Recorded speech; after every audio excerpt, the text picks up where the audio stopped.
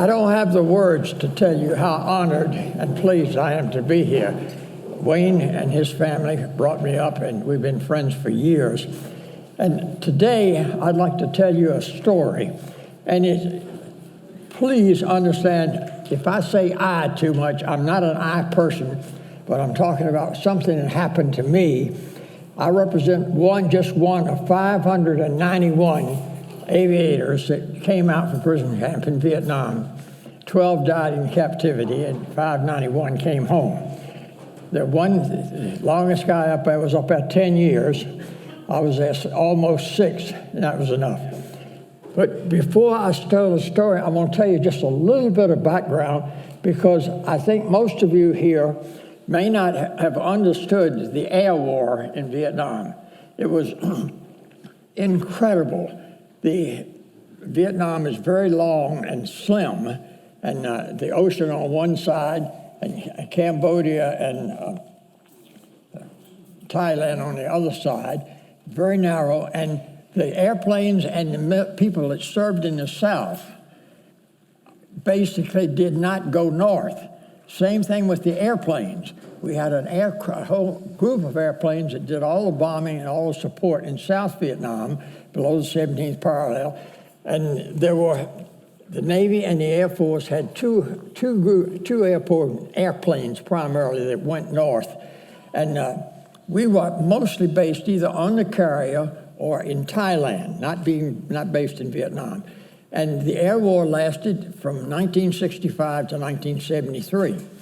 And the main thing, there were 2 airplanes that did the majority of the bombing. It was the scary part, and it was the B-52, the big 6-engine bomber, that stayed basically in South Vietnam, dropping.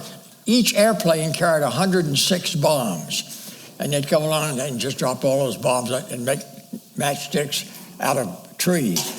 But I was involved in what is called dive bombing, which was a primary Air Force mission in North Vietnam. It was all dive bombing, either off the carrier or from 2 bases in North Vietnam and or Thailand. And I want to explain to you just for 1 minute about dive bombing. Pick an altitude of about 15,000 feet, flying single-engine, single-person jets, and we cruised into the target area at around 15,000 feet every day, and we went into that altitude because it would put you above most of the light anti-aircraft fire and below an area where the airplane was very maneuverable. The airplane I was flying, which was the primary workhorse of the Vietnam War, was called the Thunderbird, Thunder Chief. It was the F-105. It was an airplane that was designed as a very high-speed, very big single-engine jet fighter, the biggest one ever made. It weighed 52,000 pounds. And it cruised. We cruised along at 550 knots. And it would go up to 1,400 miles an hour, but it was a wonderful airplane. And it was not used before Vietnam for bombing. It was used for atomic missiles. It actually had a little bomb bay for an atomic missile. It was designed to go very low, 100, 200 feet above the ground, very fast, going, and you drop an atomic bomb, and it had a parachute on it. The parachute would come out and give you time to get away from the target. But anyway, when the war started in North Vietnam, there was 700 miles from the base in Thailand or South Vietnam to around the capital of North Vietnam, which was Hanoi. And I want to tell you that around Hanoi, in about a 30-mile circle, there were 19,000 anti-aircraft guns. And statistically, if you went to Hanoi 25 times, they were going to get you. They got me on my 67th time. But anyway, it was really scary. And the dive bombing, what we did, we flew every day 16 to 18 airplanes in a group called a force. And the reason for that was every flight from takeoff to the target and back, we had to use airborne tankers. We couldn't carry enough gas to get us into the target and be able to fight it a little bit and get back. So we take off, turn, head north, and meet the tanker, fill up with fuel, and leave the tanker at the beginning of Laos to go into North Vietnam. The flight was first time in history we had surface-to-air missiles. And I'm telling you, it's a scary thing. A surface-to-air missile coming up at you looks like a it looks like a telephone pole coming up, and it's coming right at you, and it's as scary as anything I've ever seen in my life coming at you. It's going 3 or 4 times the speed that you are. But fortunately, we had jammers, and we were very efficient in jamming them. So we'd fly in 16 airplanes spread out, each airplane about 1,000 feet out from the other one. And you always had the flight leader. He was did all the maneuvering and all the election of where we went and the route and so forth. And that's what we did every day. And so this particular day, in October the 28th of 1967, I was a 38-year-old young lieutenant colonel commanding my squadron, and I was leading what was then the biggest raid of the war. I had 48 of those airplanes, and we were bombing the Tom Kirk Memorial Bridge in downtown Hanoi. And the time over target was 7:30 in the morning. So I'm coming up through Laos on into Vietnam, and until you got right in your bomb run, there was very little anti-aircraft fire, because the North Vietnamese, we could go a different way every day if we wanted to, but the North Vietnamese were not really concerned about you until you started your roll in onto the target. And when that happened, look out, man. It was every time. I'm not even Catholic, but I used to genuflex. But anyway, so this particular day, we are on this big mission, and I look out, and there's airplanes everywhere. And it's about 7:25 in the morning, and we're pushing to roll in. And I call to green them up. It means turn the bombs on, the guns and everything, and we're going down. Then I call, okay, sharp flight, roll in. And all 36 of the bombers rolled in with me. And I'm going down this bomb run, and I'm going 550 knots indicated, going down. And right in the middle of your windscreen is a circle of light, and in the middle is a dot. We call that a pipper. And today they can put a bomb right in the door there if they want to. They're so good. But we couldn't do it in those days. We'd have everything calculated before we take off based on wind, dive angle, airspeed, and where you were. So I've got everybody rolled in, and it's an interesting point. Airplanes are spread out, so we're trying to find a 45-degree dive angle going down. Well, I'm the only one in the whole dang on flight that gets a 45-degree angle. Everybody else, the guy way out to the left, he may get 35. The guy on the inside may be coming down at 60, but we're all going for the same target. So I'm on my bomb run, and I can see all around me, airplanes all going for the same place. I thought, why in the world didn't we run in together? But we never did. Anyway, this particular day, I'm going down the bomb run, and I'm telling you, you can do all the maneuvering you want to try to get away from airplanes or guns. But when you we saw your fanny belongs to Uncle Sam when you're going down that bomb run. You don't make any maneuver because you've got to aim in for the target. So I'm going like crazy, and all of a sudden, before I drop my bombs, all of a sudden, boom, I'm hit in the belly of the airplane with anti-aircraft fire. Set the airplane on fire. We have a big light that comes on, says you're on fire. Well, I went straight ahead, dropped my bombs, and he talked about my medals, but I got a big medal because they claim, I had pictures of it, that one of my 3,000-pound bombs went right down and hit that bridge and knocked the bridge down. Well, the other 30 guys should have stayed home, but it didn't matter. Anyway, but I was able to drop the bombs and pull off. And now I had one point in mind being hit. I needed to get about 50 miles, which is at 5 to 6 miles an hour a minute. I needed about 5 minutes to get far enough north into the jungle that the helicopters could come in and pick me up because I knew I was going to have to jump out. The airplane was burning up. So I'm going like crazy. At this point in time, I'm telling you, I'm doing a lot of praying because I had about 5 minutes to think, I'm going to have to jump out of this airplane. It's going down, and God, I need help. So we go in, and our airplane, the tail of the airplane, the elevators we call it, if the hydraulic system in the airplane locks up, the tail goes down. And the tail going down pitches you over. You go straight. So I'm flying along. All of a sudden, I could feel the stick get what I call mushy. I could move the stick like this, and the airplane didn't move. Normally in a jet, you go this, and you'll roll the airplane. So I said, oh, it's going out. The fire's getting to it.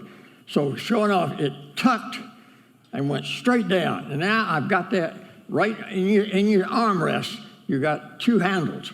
You raise the armrest, and there's a trigger on each hand. Squeeze that, the canopy comes off, and out you go.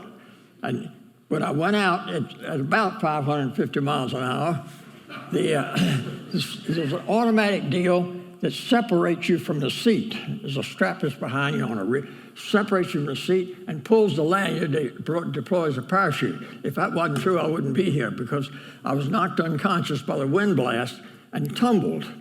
And I landed in the parachute unconscious. And when I came to, I was in a plowed field, and there were a bunch of Vietnamese men, women, and children clustered all around me, and they just beat the heck out of me. They beat me black and blue, and if I'd have been there another 5 minutes like that, they would have killed me. But I heard I was in a stupor, but I heard 2 rifle shots fired. The Vietnamese army came up and took me prisoner. And I had every survival skill known to man. All those years, I was 28 years in the Air Force, and but didn't do any good. I was just captured immediately and went into Vietnam prison camp. That experience was absolutely the worst time of my life, worse than prison camp, because I had that period of time of knowing that only God was going to save me. I was going to have to do everything, get out of the airplane. And if you can picture just a moment the misery of going through that, when I'm floating down in the parachute blind, but I came to and I was bound and gagged and kept there until they got a truck to take me away. And in this period of time, I'm thinking, I'm a 38-year-old young lieutenant colonel, been very fortunate in my rank in the Air Force. I'm a squadron commander and doing everything I've been trained to do for 17 years. Suddenly I'm shot down. I don't know what's going to happen to me. I don't know what I'm going to ever get out of here. Will I go home? How long will the war last? What have I got to do? My family doesn't know that I'm alive or dead, and didn't for 3 years. And I don't know what's going on. Anyway, I went on. They took me into the prison camp and began nearly 6 years of living in a cell. Now, I got in there, and I didn't see another person for 28 days. And in that 28-day time, I was tortured very badly.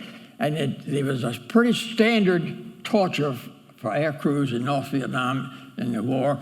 And basically what they did, they would tie us up with ropes, and they would tie your arms together just above the elbows, wrap a rope around you 3 or 4 times, pull the elbows together till they touched in the back, then run it down, tie your ankles and tight, lay you on the front, and run the whole thing up behind your neck. And it hurt. But it's very interesting. It hurt, but it wasn't terribly bad in the first hour or so. But what got us like everything else like that, it's a time element. And I endured 3 days and 3 nights of that torture. And on the 4th morning, the sun came up, maybe 5:30 in the morning, and they came in, and I was screaming bloody murder. I had just about lost it. I couldn't take it anymore. It hurt so bad. Anyway, they never asked you a question while you were tied up. They learned this from the Chinese. They would completely untie you, set you up straight, and says, now are you ready to answer our questions? Because they want to know everything about us, the airplane, where we were coming from, what the targets were, what would be the targets tomorrow, and so forth. And of course, we didn't know that. Everything came to us about 2 hours before takeoff in a telegram, and we put it down and went. We didn't know. I didn't know what tomorrow's targets would be, even there. So they do this, and they keep me like this, and when I broke, I have no idea what I told them. I was so far out of it. But I never told them anything bad because they didn't know anything. But anyway, after that, they put me in a cell for the first time by myself, and our cells were about the size from me to this little thing, 7 by 8 feet, a big concrete building that had been built right around 1900, built by the French, and it was a very famous prison called Wallow Prison. And there were 2 wooden bunks in each cell, and I get put in a cell that's got 4 bunks, two top and 2 bottom. And of all the things, I get put in the same cell with 3 Navy guys.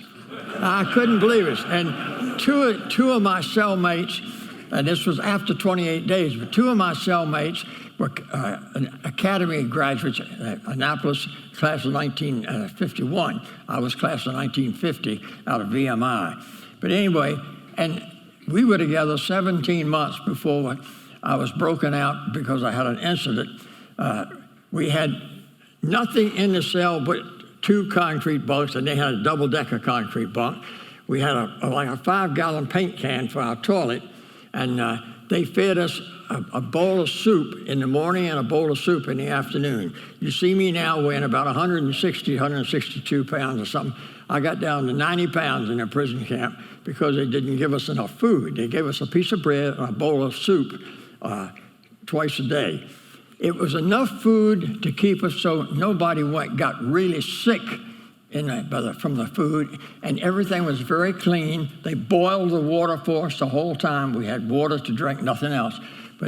And life is in the cell. So the Navy guys brainwashed me far worse than the Vietnamese. All 3 of them were off the carriers, and we were all shot down. I haven't got time to tell you, but I had to spend 21 days on a carrier as an admiral's briefing officer for the admiral, and I got 2 flights off the carrier while I was out there in an F-4, and I thought, my God, I'm glad I'm not a Navy pilot landing on that postage stamp. But they were wonderful guys. Anyway, 14 or 15 months went by, and one day I was being taken out in the morning to dump the toilet bowl, and as we were walking down the hall, the guard behind me, he's hit me over the head with a ring of keys, and blood starts to run down my face, and I'm not a fighting type guy, but I was so upset and I was kind of sick, I turned around and hit the guy. But you just don't do that in a prison camp. And I was separated at that time, and I spent 2 years in solitary confinement for that, in the same type cell by myself for 2 solid years. And that's the time I learned about religion, and that's the time I learned how to make a life when there's nothing to read, nothing to write, nothing to do. Just sit there in a 7 by 8 foot room and make your life pass by. And probably, including torture, the worst thing about prison camp to me was the idea of boredom and loneliness and what is happening to my family, my wife and a child, and life passes you by and you learn to live with it. And an awful lot of prayer. I want to tell you, I'm going to tell a story because I'm speaking to our club tomorrow. So I'll tell you a story that happened to me. One time, we always had a little speaker in every cell, and they would read the Vietnamese news to us once or twice a day, usually 2 hours at a time, of all the things that the Vietnamese were killing so many Americans and so many airplanes being shot down, just absolute BS. But it was done by an American, and that was against my code of conduct. And one time they came in to me and says, "Kirk, it's your turn to do the news." And I said, "I'm not going to do the news." And so they said, okay. So they made me roll up everything, picked me up, took me to a new cell, just like the one I was in, but nobody in there but me. And they set me on a little wooden stool, like you'd call a milk stool if you had a farm, and a milking stool. Anyway, they said, now you sit on that stool and no sleep until you do the news. So I get on that stool and I'm sitting there, and I sat 3 days and 3 nights without sleep and without giving it to them. And on the 4th morning, my kidneys were killing me. I mean, I'm going crazy. And I said, I was praying very hard and very deeply. And I said, God, please give me the strength to endure this. Not to get out, you're not going to get out of this, but help me endure this. And I'm almost in yoga. I'm in prayer so deeply. And to me, God put his hand on my shoulder. I sat up. I did 7 more days. I had the camp record for 10 days and 10 nights on a stool. And I passed out, and they had to carry me back to a cell. But I never did that. I'm very proud of the fact. And it wasn't me. God helped me. I was able to do that, and I don't think it was me. It was some help from above. I needed it. But that's the only time in the whole 6 years up there that I had such an incredible relationship with God at a time like that. And it was very powerful in my life. Anyway, we lived here. I could go on for 4 hours about how we lived. We never got out. We never allowed outside at all. Stay there, and one time a day, we'd go out and dump a toilet bucket and get some fresh water. That's it. And time went by so slowly, but we had slogans. I was down in 67, in October 67. We had Golden Gate in 68, Across the Line in 69, Home for Zip in 71. It was things every year. We kept thinking, always optimistic, I guess you'd call it, that we were going to get out the next year. And they were having Paris peace talks every week, every 2 weeks. And we thought something would happen and the war would end, but it didn't. We went on from 67. And one young fellow was up there from 64, shot down in the first raid over North Vietnam. And the 10-year ran, and a wonderful young man. But anyway, we all endured it. The war ended in January of 1973. And the very next day, they called us outside. We'd never been together before outside. And there were 7 different camps around Hanoi. And they called us outside and stood on a box or something, and the camp commander told us the war's over, and if things go well, you'll go home before very long.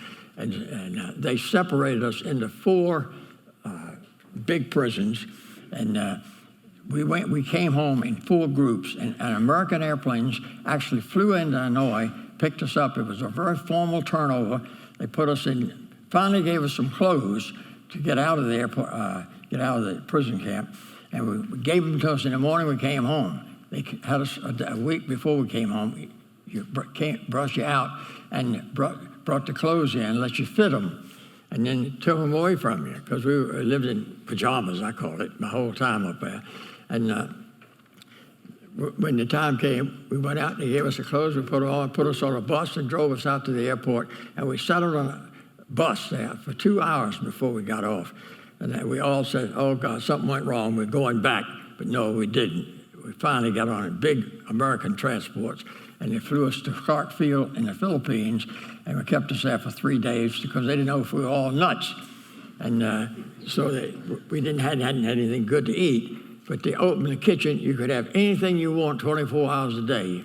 And we ate like crazy. The first thing I wanted was ice cream.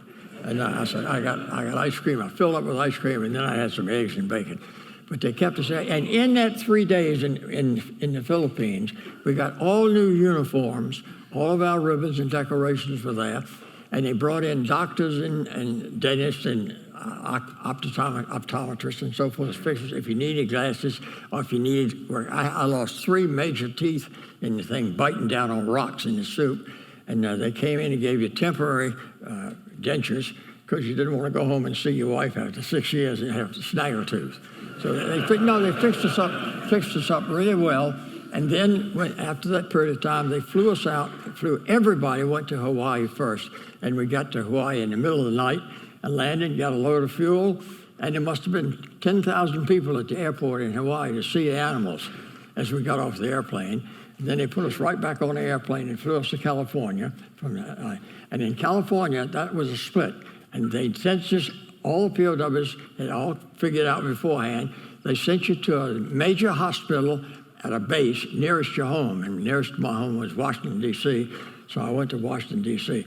And I'll mention one thing. All of you all know who John McCain was. Well, I happened to be a cellmate of John McCain for about 3 months in 70. In Christmas night of 70, they took us all out of the 4-man cells that we'd been in, to 2, 3 to 4-man cells of solitary.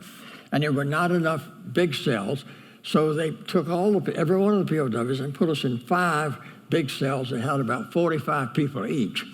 And that was about the number of people we had at that time.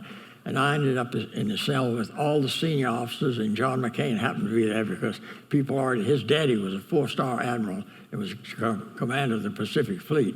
So John happened to got a little special treatment. But anyway, I had never heard of John McCain until that night when I put in there with him. Then I got to know him real well, and we became good friends.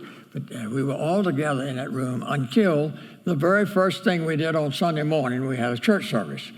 And we organized a church service right in the middle of the service. In each one of these 7 big cells we had a church service, and in comes a camp commander and guards with bayonets, and he broke up a church service and took each Sunday, they took the 2 senior people out of our cell every time we had church service, and they never won. We won that war. The only war we won in the prison camp was getting church.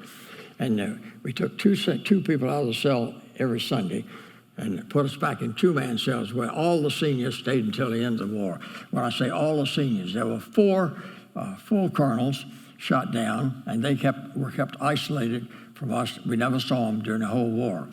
And there were 28 of us that were shot down as lieutenant colonels or Marine lieutenant colonels or Navy commanders, and we were kept isolated too.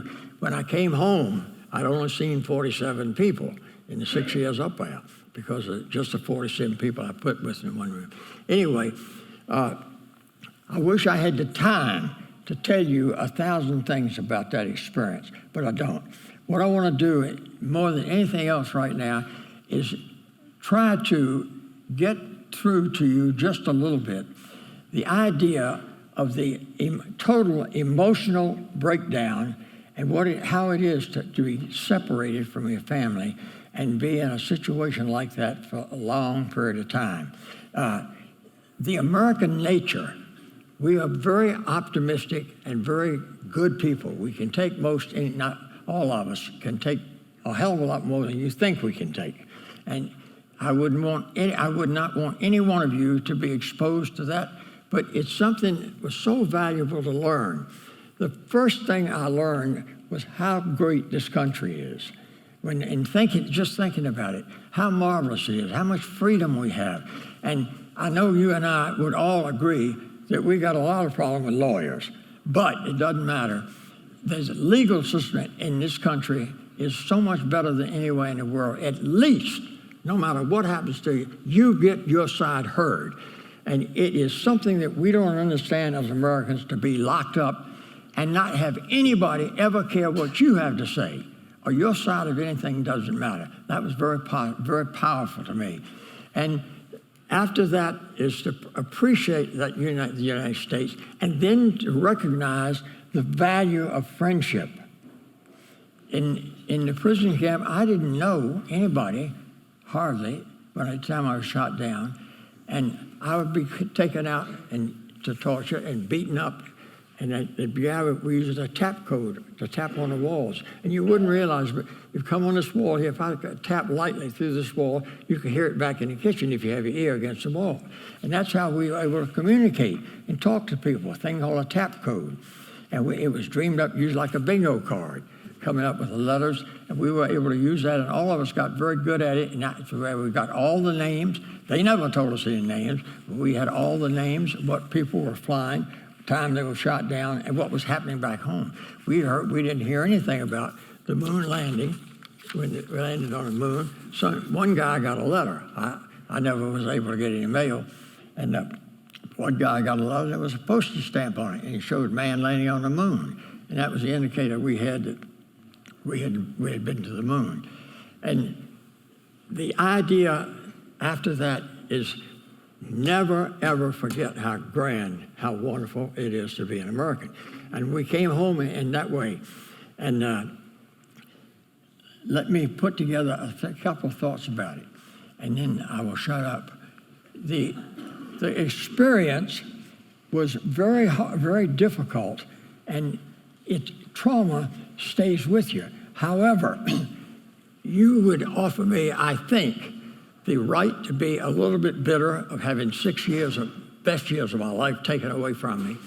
But I don't have one trace of bitterness in my heart for the Vietnamese or the people. They were doing what they felt was right, I think, and they believed in Ho Chi Minh and that's what they were doing. And I can understand that. And the experience was very valuable to me as a parent. I have one, actually, an adopted son and one natural son, and I realize how valuable it is to have a wonderful family and to have children.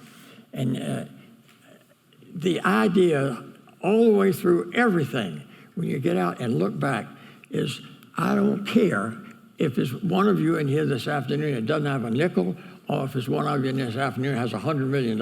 It makes no difference to me we are all human beings and basically the same, and we're all looking for something upstairs, I believe, and later on. And I ask you, as I stand here and talk, I ask you to think about your faith and think about how you're doing with your family. And I have every talk I've made, I've always kind of I ask a question of my audience. And what what I'd like you to do, if you will, is every now and then, it's all men here, every now and then when you get up in the morning, you shave or you wash your face, look in the mirror and ask yourself, how am I doing? I'm not talking about ego or your job, but how are you doing as a human being, as a person, as a family man, as a mom, dad, or whatever it happens to be? And if you like the answer you get, man, you're sitting on top of the world. If you don't like the answer, as we say down south, it ain't nobody's fault but yours. Nobody can change it. It ain't your mama, it ain't your daddy, it's your brother. You and only you, or we, are the only people that change ourselves. And it's very difficult for any of us to make a lot of changes in life. But I think one of the things I learned, and I ask you, when you look in the mirror and you like what you hear, boy, you're on the right path, whether it's with God or whatever it is you're doing. And I would like to ask you to hang on to that, because we are blessed more than you can ever imagine every single day. And yesterday's history and tomorrow's a mystery. We live for today, live for God, and that's powerful. Listen, I could talk to you for hours, but I'm not going to say anymore. It was a terrible experience, but I wanted you to know a little bit about the kind of job that was done and how scary it was involving North Vietnam and some of the things that went through in prison camp. Nothing is worse than solitary confinement, including being beaten on. So I wish you all the good luck and good fortune in the world. And thanks very much for having me here to give me a chance to say something to you. Thank you very much. Thank you, my friend. Appreciate it.